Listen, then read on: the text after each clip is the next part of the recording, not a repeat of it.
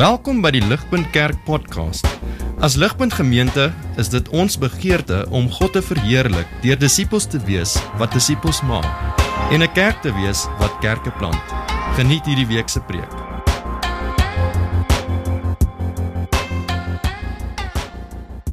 En dis lekker om deel te wees van 'n gemeenskap waar ons almal kan ja sê tot die grootmaak van ons kinders en die vrees van die Here. Met die vrees van die Here bedoel ek 'n goeie ding. Ouens, julle sal hoor, soos ons vanoggend aangaan met ons dinge hier, daar's 'n bietjie krapperigheid in my stem. Dis sommer maar net man flu. En dit gebeur as jy 3 seuns probeer grootmaak. Ek het vanoggend in die stort geklim, toe trap ek amper op 'n stuk van my eie verkyker, wat iemand eers gedink het is goed om te dismantle en te probeer vol water kry. En ek weet dit was nie my vrou nie. My vrou vanoggend het wakker geword met sulke gepoletoerde klippies in die bed onder haar rug, wat eers in die middernagure sien toe gedra is. Nou die goed lyk soos juweelstukke, so ek dink, was hier 'n romantiese plot geweest, maar sy weet ek doen lankal nie meer sulke goed nie. So. En ons oudste het vanoggend in die kar het ons gesien sy naels is vol grond, en toe ons iets soek om dit nou skoon te maak, toe haal hy sommer so 'n bushcraft mesie uit sy rugsak uit, wat blykbaar 'n goeie item is om te bring na die sondagoggend samekomste toe. So my stem is al 'n bietjie gehef vanoggend en ek het so 'n bietjie man flu. Vriende, dit genoem. Ons is besig met 'n reeks uit 2 Petrus in die Bybel, soos wat David vroeër genoem het, en dis getiteld Standvastige geloof. 2 Petrus is geskryf om mense te help om nie net te vertrou op Jesus vir hulle redding nie, maar om ook standvastig te word in hulle vertroue op Jesus se redding. Veral in 'n wêreld soos hierdie wat so onstuimig is dit 'n goeie ding om te leer by Petrus hoe ons standvastig kan word in ons geloof in Jesus. Nou verlede week het Elof, wat vanoggend die doop hier voorbehartig het, ons geleer dat vertroue in Jesus se redding vrugte begin wys. Met ander woorde, ons moet iets kan sien en ons moet iets kan proe van Jesus se reddingswerk in ons lewens. Om te weet of ons regtig vertrou op hom. Want vertroue op Jesus wys iets en dit proe na iets. En so jy moet die vertroue meet aan iets wat konkreet is. Met ander woorde, wanneer ons iets sien en ons iets proe van sy reddingswerk in ons lewens, dan weet ons ook dat ons werklik vertrou op hom. Ons kan ons eie woorde glo. En dit maak ons standvastig in ons geloof. En dis een van die doelwitte van Petrus se brief. Maar julle, meer as dit is nodig om standvastig te word in ons geloof. En dit is waar vanoggend se gedeelte gaan. Hier in 2 Petrus 1:16 tot 21. Dit gaan oor daardie iets meer wat nodig is om ons standvastig te maak. Nou julle, voordat ons daarna kyk, wil ek net eers 'n bietjie terugtreë weer na verlede week se gedeelte toe en ook na ietsie bietjie meer persoonlik uit my eie lewe wat ons sal help om net na vandag se stuk toe te kom met so 'n bietjie konteks en so 'n bietjie van 'n oploop. So, ek was onlangs in konflik gewees met iemand in my familie. Hy het homself vererg. Kom ons begin maar met hom. Hy het homself vererg en toe vererg ek natuurlik vir my en hy het aangeval, toe het ek aangeval. Hy het homself regverdig en toe het ek myself regverdig en hy het blameer en toe het ek blameer. Ek dink ons is almal vertroud met hierdie sport, one-man-upmanship, daai tipe sport. Ons is gebore met die reëls. Jy blameer, kom ek wys jou hoe blameer ek. Jy val aan, kom ek wys jou hoe val ek aan. Iemand moet wen. So na die tyd natuurlik het ek skaam begin kry en vir redes julle wat uitkom in die gedeelte van 2 Petrus 1 wat Elof verlede week met ons behandel het. So kyk bietjie saam met my 2 Petrus 1 vers 8 tot 9. Hier is die redes hoekom ek skaam gekry het na die tyd. Dit sê, maak seker dat julle nie nutteloos en sonder vrug is wat julle kennis van ons Here Jesus Christus betref nie. Want die een by wie hierdie dinge ontbreek, is blind en kortsigtig en het vergeet dat hy van sy vorige sondes gereinig is. So, hierdie woord het my nogal goed beskryf in die konflik met die ander persoon in my familie. Want ek was blind en ek was kortsigtig en ek het die kennis van Jesus vergeet. Sien hoe maklik gebeur dit. En ek was natuurlik nie in die oomblik daarvan bewus nie. Ek wou myself regverdig. Ek wou reg wees en ek wou eintlik al die blame by die ander persoon in my familie plaas. Maar vriende, dis hierso waar 'n mens moet stop en vra, wat doen die kennis van Jesus in so 'n situasie met 'n mens? Maar wat ek na die tyd in my skaam kry weer moes besef en weer onthou, soos ek daai woorde onthou het van verse 8 en 9 is dit. Kennis van Jesus leer my dat my lewe in sy omtrek so verkeerd was, dat God se seun Jesus aarde toe moes kom, om 'n volmaakte lewe te kom lewe, en by tye moes hy bloed sweet om daai lewe te lewe. 'n Volmaakte lewe te kom lewe wat ek nie kon lewe nie, en dit dan vir my te gee om my lewe voor God te regverdig. Terwyl hy my verkeerde lewe vat en in ruil daarvoor en daarvoor gaan sterf teen die kruis sodat ek vergewe kan word. So ek tree in hierdie konfliksituasie in soos iemand waarvoor iemand anders moes sterf en lewe om daar te kan staan. En dis wat ek vergeet het.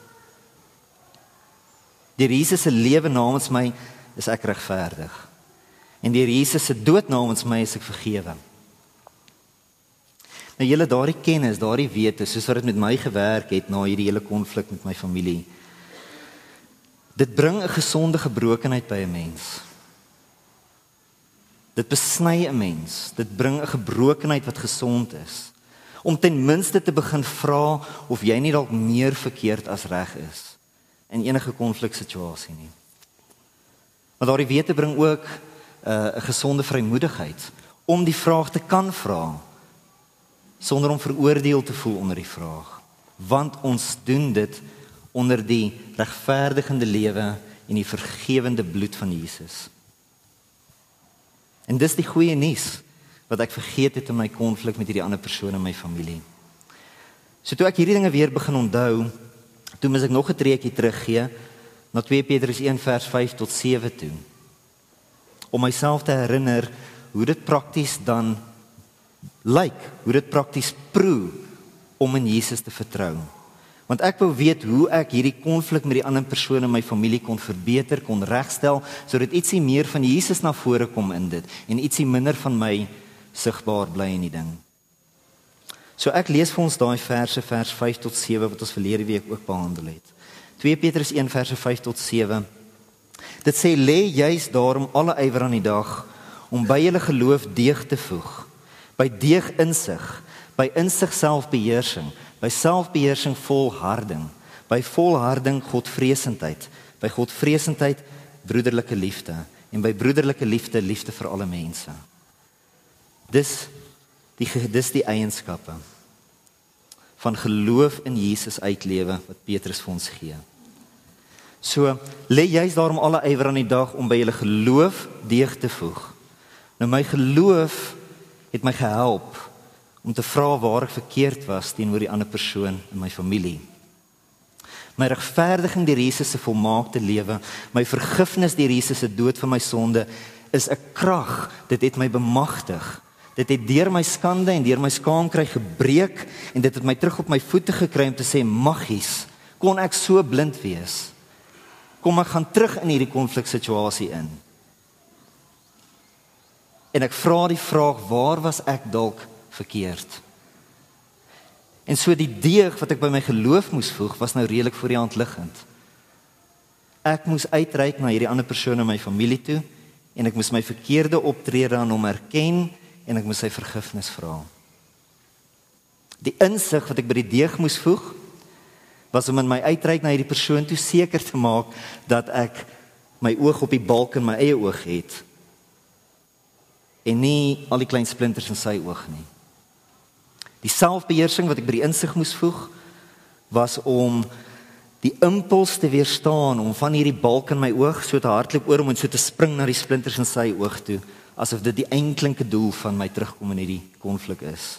Ek moes daai impuls weerstaan, want dis wat 'n mens wil doen.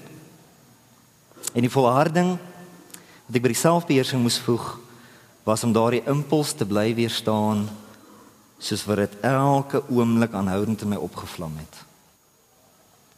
En die godvreesendheid wat ek by die volharding moes voeg, was om te bly vra dat die Here my asseblief tog sal help om te sien hoe ek hom moet volg, dat ek sy spoor trap, dat ek sy paadjies sien, dat ek sensitief sal bly vir hoe hy my deur hierdie konfliksituasie wil lei, eerder as om te verval in my eie kop en in my eie instinkte oor hoe om hierdie ding te hanteer. Die broederliefde wat ek vir die Godvreesendheid moes voeg, was om die ander persoon in my familie nie net te vra om my te vergewe nie, maar om ook verder te gaan en 'n uitnodiging te rig en te sê, luister, wil jy nie kom kuier by my nie? Of kan ek nie kom kuier by jou nie? Kan ons nie die verhouding verbeter nie? En dan die laaste, hierdie liefde vir alle mense wat ek by die broederliefde moes voeg. Wel, vir my was dit om verlede Sondag net na die diens toe te kan kom. En nie net in 'n hoekie weg te kry, myself jammer te kry nie, want al hierdie dinge, hierdie konflik in my familie, die saal terug gebeur. En al wat ek die Sondag wou doen is om net almal te vermy en die hele gemeenskap te verstoot. Petrus se woorde het my bemagtig om te kom na die diens toe, uit myself te probeer tree, te probeer belangstel in die mense om my. So toe ek hier aanstap en ek sien al die mense, toe was daar so 'n oomblik van, hier gaan ons. En ingetree en probeer belangstel in al die mense om my en al die moeilike dinge waardeur hulle waarskynlik ook gaan. Die ironie natuurlik is, soos wat ek met mense begin gesels het ek agtergekom, gegee my stormige gemoed verlede Sondagoggend, was ek in 'n snaakse manier nogal sensitief vir waar mense is en hoe dit met hulle gaan. En dit is snaaks hoe dit gebeur, maar soos jy dit begin sien, dan raak jy belangstelling in die mense ook sommer meer. Want jy verstaan ietsie van dit wat hulle ook meekom, soos wat hulle in die Sondagoggend instap. Vriende, die Here het my bekerend na hierdie eienskappe van geloof in Jesus toe gebring om dit toe te pas. Dit het my gehelp. Dit het my gehelp om weer na hierdie hele konflik was ek het gewankel. En dit het my gehelp om weer 'n mate van standvastigheid in my geloof te kry. Nadat ek so blind, so kortsigtig, so nutteloos en so vrugteloos, soos wat Petrus daarvan praat was, in die aanvanklike konflik met hierdie persoon in my familie. En ek praat nie van iemand ver langs in my familie nie. Iemand sommer 'n bietjie nader. So ek het verlede Saterdag aand toe uitgereik en dit was nie maklik nie. Ek het uitgereik na hierdie persoon in my familie toe met wie ek die konflik gehad het. Hy wou nie my oproep neem nie. So ek moes die boodskappe los. En boodskappe is altyd moeilik. Ek het die boodskappe toe gestuur om my verkeerde optrede te erken, vergifnis te vra en vir 'n geleentheid om ons verhouding te verbeter. En ek moes baie versigtig wees om nie oor te kom asof ek eintlik deur dit als die een wil wees wat beter lyk nie. Jy weet hoe 'n mens dit ook kan regkry. Jy probeer 'n ding doen wat jy dink is reg en dan lyk dit vir die ander persoon net asof jy probeer beter wees of iets. So ek moes baie versigtig die dinge verwoord want dit is nou 'n sensitiewe ding. Ek moes versigtig wees, ek moes waak daarteen om nie enigiets te probeer regverdig nie. Ek moes versigtig wees, waak daarteen om nie enige blaam te probeer plaas nie. Wat ek moes doen in daai boodskappe was om eienaarskap te neem vir my eie optrede en daar te staan met niks behalwe die wete dat ek vashou aan Jesus se kleed vir my regverdiging en vir my vergifnis en vir my redding nie. En julle, dis hier waar 'n hele nuwe uitdaging opgeduik het vir my. Want ek het myself kwesbaar gemaak en in hierdie situasie geplaas as 'n nuwe manier vorentoe. Maar hierdie persoon in my familie het tot dusver glad nie my pogings aanvaar of enigstens daarop reageer nie. So dit skep 'n nuwe soort van uitdaging. Jy weet, miskien is dit iets wat meer tyd sal neem. Ek dink sommer net aan myself, hoe hardkoppig kan ek wees? En daar sê ek dit klaar verkeerd, want sê ek nou hy is hardkoppig. Jy sien hoe subtil is hierdie goed. Miskien is dit net iets wat tyd vat.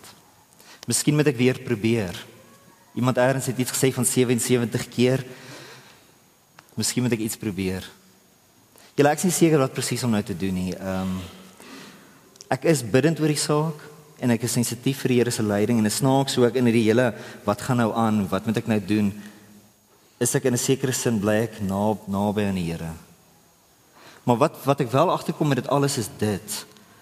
Ek besef dat die uitlewe van ons geloof in Jesus, soos wat 2 Petrus 1 ons daarna te roep, om standvastig daarin te word, om nie nutteloos en vrugteloos daarmee te wees nie. Vriende, dit los nie al die probleme van ons lewens op nie. Dis nie 'n kaartjie tot sukses in die lewe nie. Dis nie die geheim tot 'n suksesvolle lewe hier en nou nie. Wat beteken dan hierdie vrugte?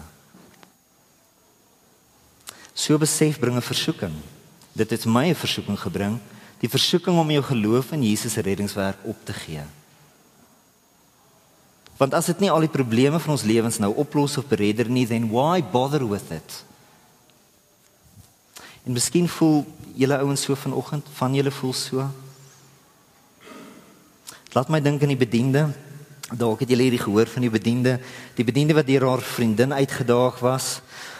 Haar vriendin het gevra, kyk, nou dat jy 'n Christen is, wat het nou eintlik verander? Jy is nog steeds net 'n bediende.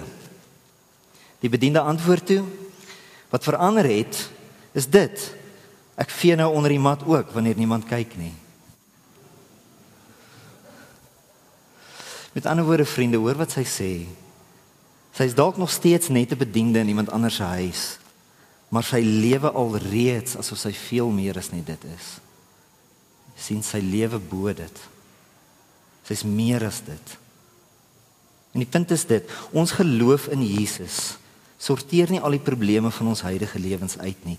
Dit doen iets meer as dit. Dit berei ons lewens voor vir dit wat nog kom.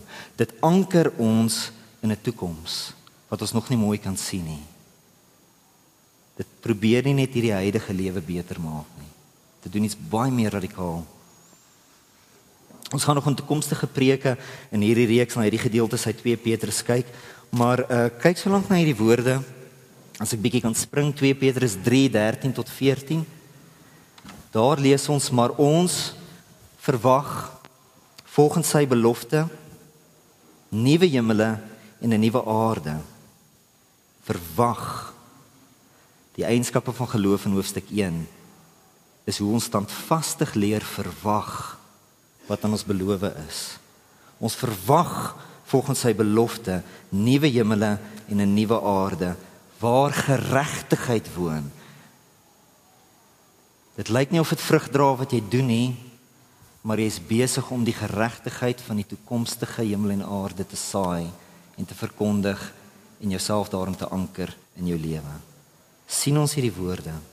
Daarom, geliefdes, omdat julle hierdie dinge verwag, streef, dieselfde woorde as hoofstuk 1 vers 5, lê alle ywer aan die dag toe, streef daarna om deur hom in vrede, vlekkeloos en onberispelik bevind te word. En julle, ek kan nie praat van die ander persoon in my familie nie.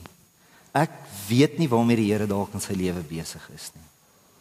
2 Petrus 3:15 weer leer ons, beskou die lankmoedigheid van die Here as geleentheid tot verlossing en mag dit waar wees van hom.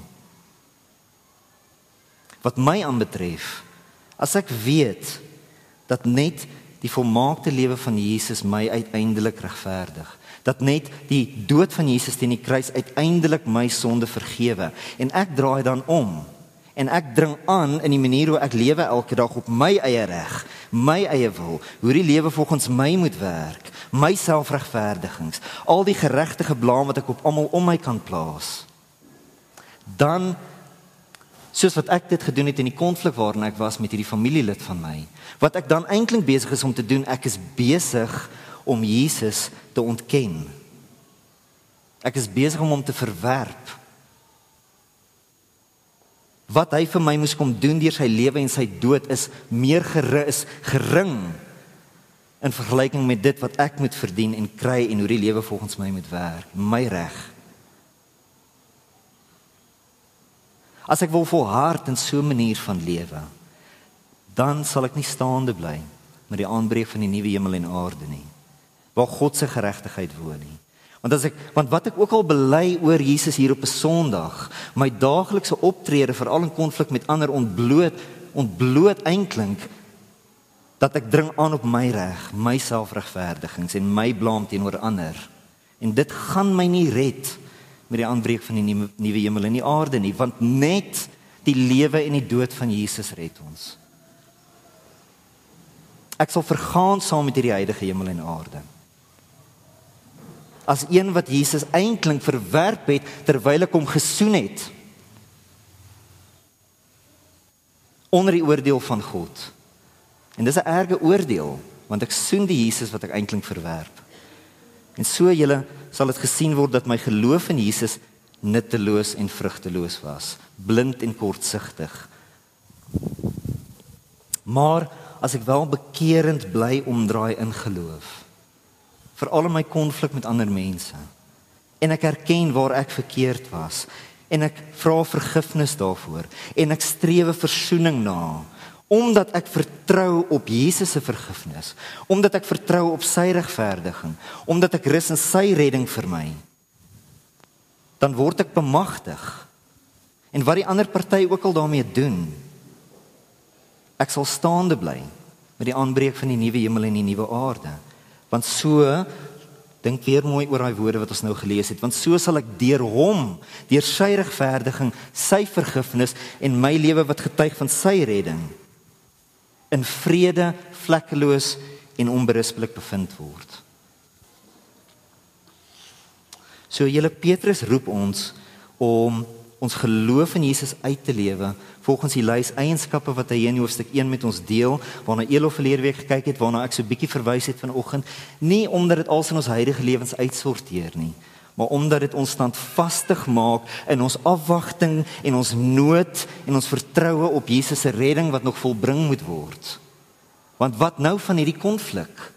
Ek het iets gesaai in hierdie situasie in, en ek weet nie wat, dit skep daai afwagting, Here, red, redder, lei my. Dit plaas ons in God se hand.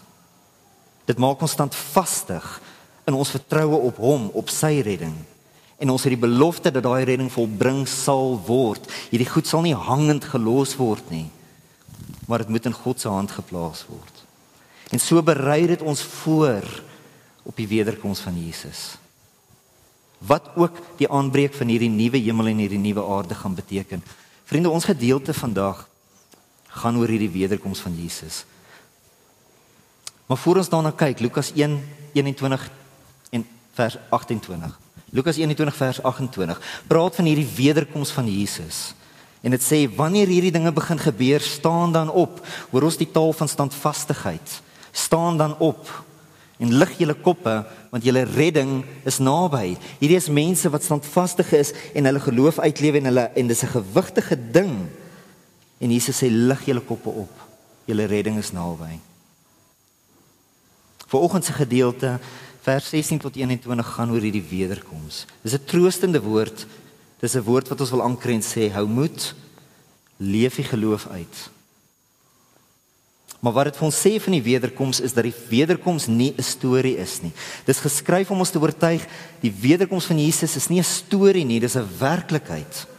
Waarom is dit belangrik? Vir al die redes wat ons sopas genoem het, nê?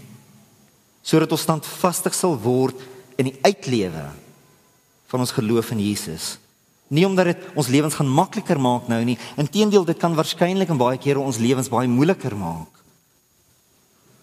Maar omdat dit ons voorberei vir Jesus se wederkoms, waar dit gesien sal word of ons regtig op hom vertrou het, nie deur wat ons bely het nie, maar ook deur hoe ons gelewe het. So kom ons kyk na daai verse 16 tot 21. Ek lees 16 tot 18. Want ons het nie kunstig verdigte fabels, dis seker maar die aanklagte wat hierdie ouens gehoor het oor hierdie ding van die wederkoms. Ons het nie kunstig verdigte fabels nagevolg toe ons julle die krag en koms, bedoelende die kragtige koms van ons Here Jesus Christus bekend gemaak het nie. Ons was aanskouers van sy majesteit.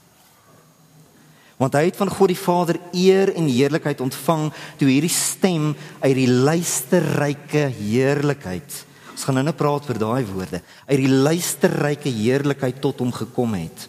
Dit is my geliefde seun in wie ek welbehae het. En hierdie stem het ons uit die hemel hoor kom toe ons saam met hom op die heilige berg was. So, julle met Jesus se eerste koms het hy 12 apostels aangestel om sy getuies te wees. Petrus was een van daardie apostels. En saam met 2 ander apostels, Johannes en Jakobus, het hy eendag op 'n berg gesien sodat hy kon getuig, soos wat hy nou doen in 2 Petrus 1, sodat hy kon getuig hoe Jesus 'n gedaanteverwisseling ondergaan het. So dis hierdie transfigurasie, hierdie beroemde transfigurasie waarmee baie van ons vertroud is, van Jesus, wat ons oorlees in Markus, Lukas en Matteus, as die evangelies gaan optel. In Matteus 13, ek lees sommer vir ons uit daai ene uit, verse 1, 2 en 5. Daar lees ons, en Jesus het vir Petrus en Jakobus en Johannes sy broer saamgeneem, hulle op 'n hoë berg in eensaamheid gebring.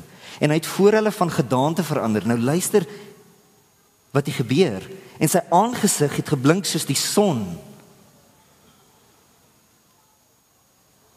Sy klere het wit geword soos die lig. En toe oordek 'n helder ligte wolk hulle met eens. En daar sê 'n stem uit die wolk, dis my geliefde seun in wie ek welbehaag het.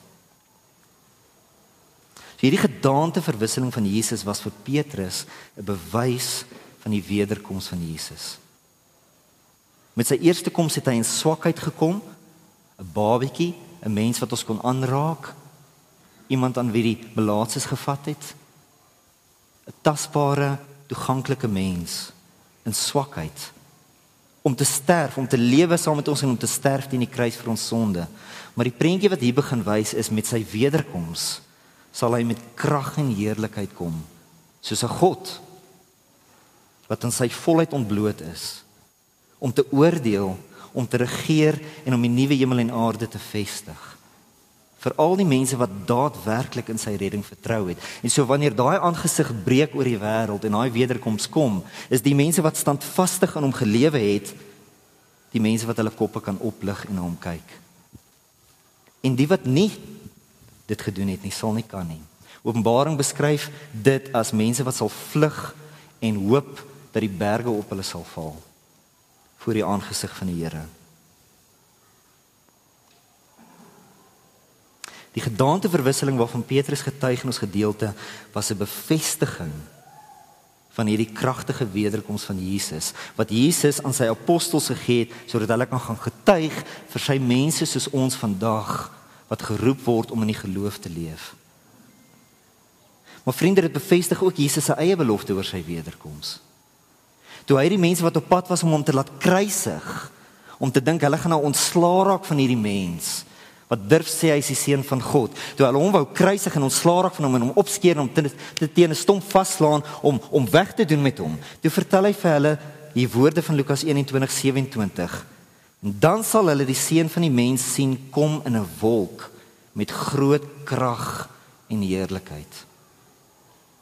So wat Petrus hulle op hierdie berg ervaar, is dit.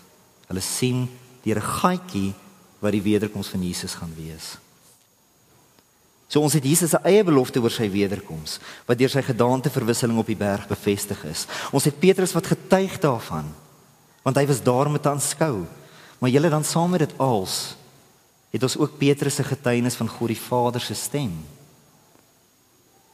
wat tydens die gedaanteverwisseling van Jesus uit die luisterryke heerlikheid. Onthou, Petrus is 'n Jood gewees. Die luisterryke heerlikheid is 'n manier om te praat van die troon van God.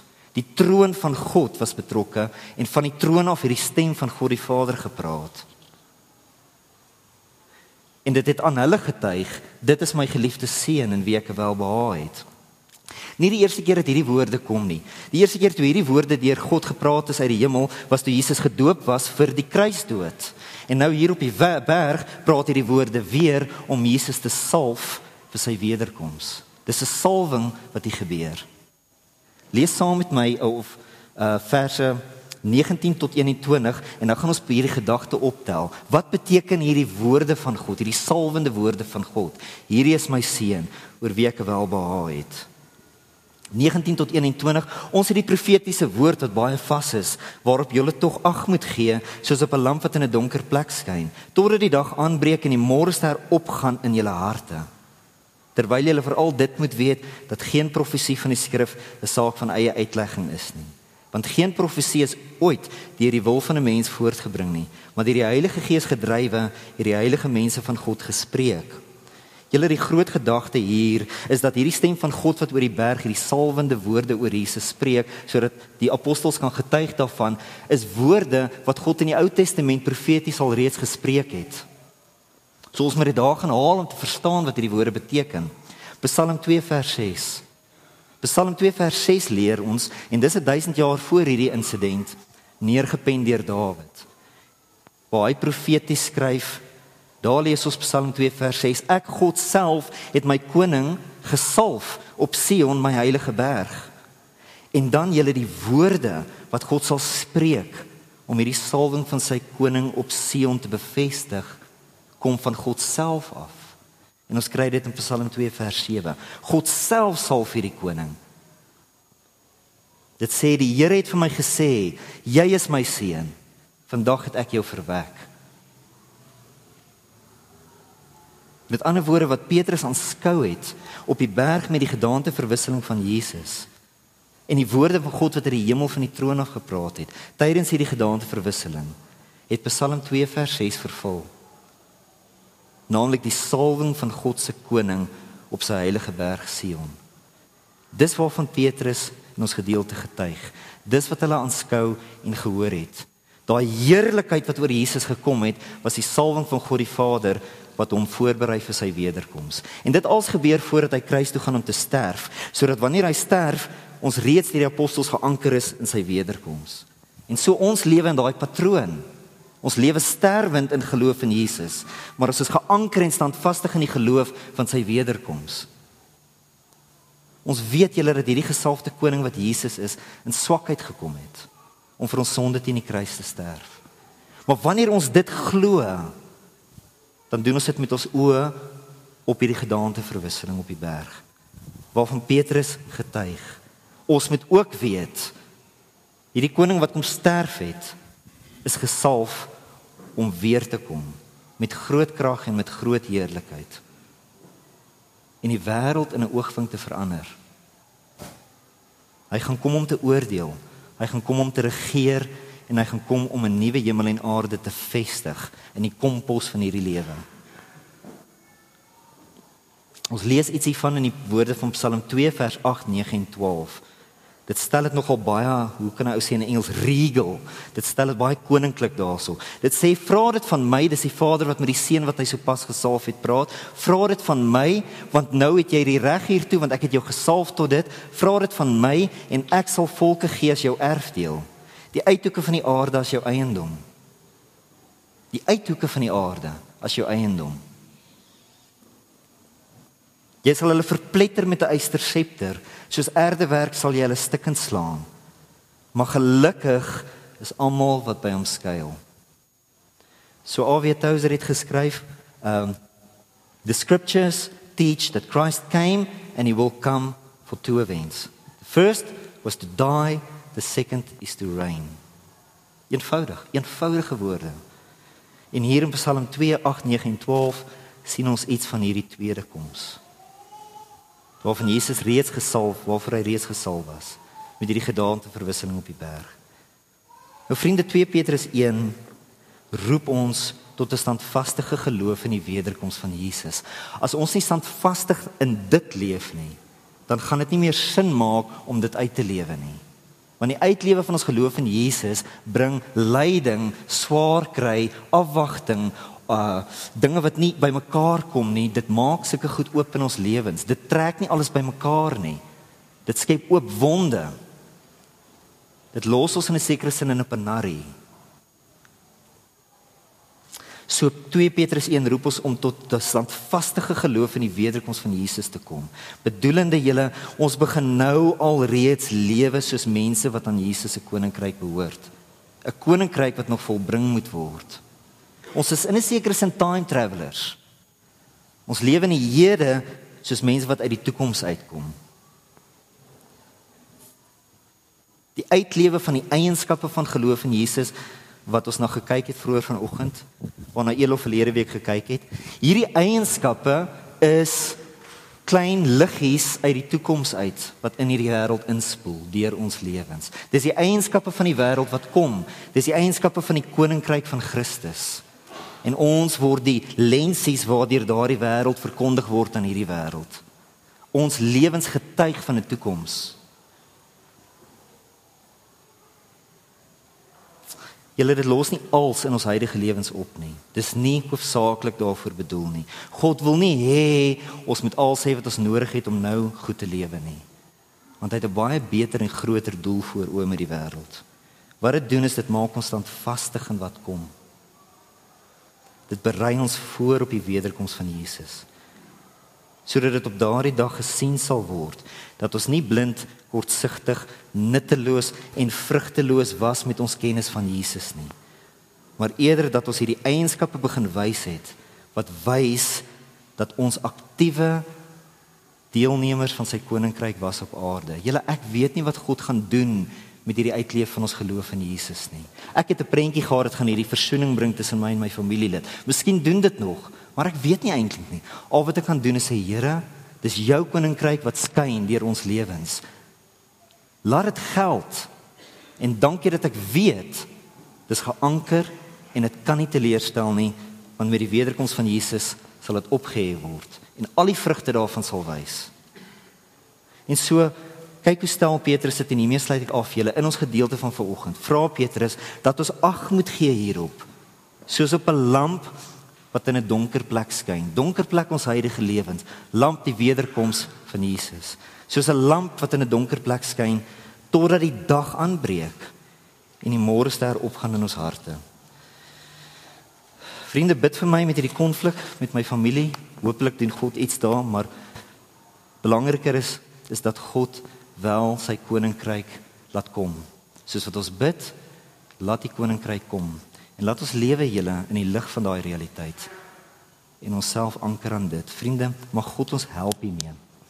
Kom ons bid vir mekaar. Amen. Vader, dankie vir die voorreg wat ons het om lewens te wees wat kan getuig van Jesus se redding. Here, ons vergeet dit, ons is blind, ons is kortsigtig, ons is nutteloos, ons is vrugteloos en ons word deel van die wêreld. Ons lewe soos die wêreld. Here, Petrus sê vir ons, slaan ag op die profetiese woorde.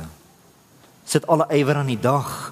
Dit beteken ons moet 'n gemeenskap van mense wees wat geanker is aan die woord, aan die beloftes. Wat geanker is, Here, aan die goeie nuus van Jesus. Wat kom na die dienste toe, wat kom in ons gemeenskapslewe in. Wat ons self, Here, sal toevertrou aan U.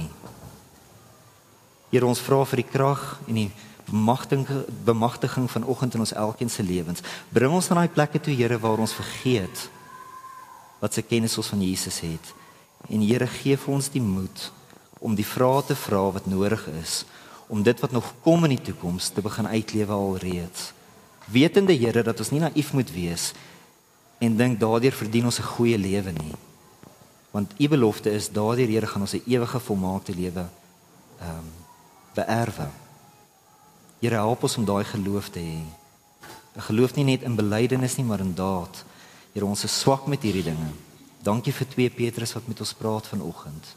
Laat dit met ons bly praat deur hierdie week wat kom. In Jesus se naam. Amen. Vir meer inligting oor Ligpunt Kerk, besoek gerus ons webwerf op www.ligpunt.com of kontak ons gerus by info@ligpunt.com.